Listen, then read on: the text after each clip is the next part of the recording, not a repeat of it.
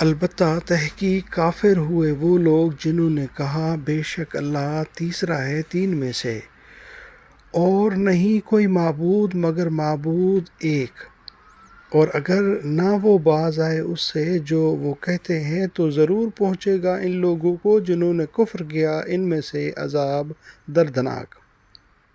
لقد البتہ تحقیق کافر ہوئے الذین وہ لوگ جنہوں نے قالوا کہا ان اللہ بے شک اللہ تعالی ثالث تیسرا ہے ثلاثہ تین میں سے، وما اور نہیں من الہ کوئی معبود الا مگر الہ معبود واحد ایک، وَإِن لَّمْ اور اگر نہ يَنْتَهُوا وہ باز آئے اما اس سے جو یقولون وہ کہتے ہیں، لا یمسنا تو ضرور پہنچے گا الذین ان لوگوں کو جنہوں نے کفروا کفر کیا منہم ان میں سے عذاب علیم دردناک۔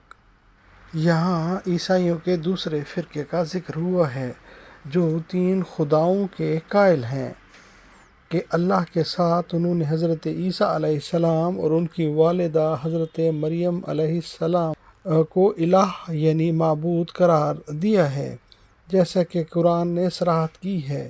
اللہ تعالیٰ قیامت والے دن حضرت عیسیٰ علیہ السلام سے پوچھے گا۔ المائدہ آیت نمبر 116۔ کیا تو نے لوگوں سے کہا تھا کہ مجھے اور میری ماں کو اللہ کے سوا معبود بنا لینا؟ اس سے معلوم ہوا کہ عیسیٰ اور مریم علیہ السلام ان دونوں کو عیسائیوں نے الہ بنایا، اور اللہ تعالیٰ تیسرا الہ ہوا جو ثالث ثلاثہ تین میں کا تیسرا کہلایا۔ پہلے عقیدے کی طرح اللہ تعالیٰ نے اسے بھی کفر سے تعبیر کیا۔